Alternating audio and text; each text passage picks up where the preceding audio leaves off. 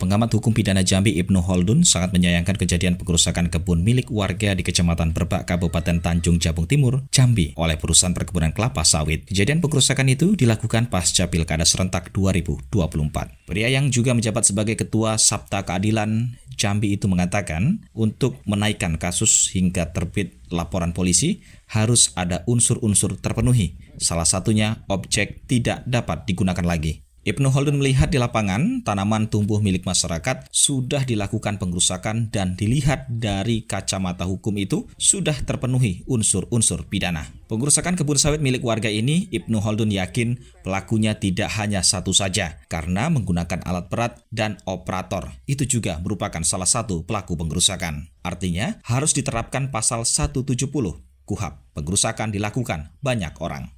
Ibnu menegaskan dalam penanganan perkara pengerusakan kebun milik warga ini, soal status tanah harus dipisahkan terlebih dahulu mengingat tanah masih berkonflik. Penyidik dapat fokus dalam perkara pengerusakan dan nantinya bisa dicontohkan ke pasal penyerobotan lahan.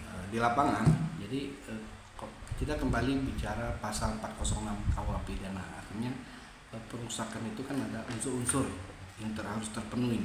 Salah satunya adalah bahwa objek itu tidak dapat digunakan lagi, ya artinya tanam tumbuh yang ada di objek itu sudah hancur. Nah itu kategori pengerusakan. Nah apabila itu di lapangan ditemukan fakta hukumnya bahwa tanam tumbuh itu sudah dilakukan pengerusakan, maka kalau menurut kacamata hukum itu sudah terpenuhi unsur-unsur pidana, maka itu wajib untuk dilakukan pemeriksaan untuk tindak lanjut dari pemeriksaan. Nah kemudian yang terpenting, pengerusakan itu kan tidak hanya pelakunya, saya yakin itu tidak hanya seorang, ya kan? Artinya pengerusakan itu bisa saja menggunakan alat berat, ya kan? Artinya alat berat itu kan ada operator, ada segala macam. Nah itu juga termasuk pelaku, makanya harus diterapkan pasal 170 KUHP. Artinya pengerusakan itu dilakukan tidak hanya satu orang tapi banyak orang. Tanahnya kan berkonflik ini, Pak. Nah, jadi gini, ini harus terpisah dulu.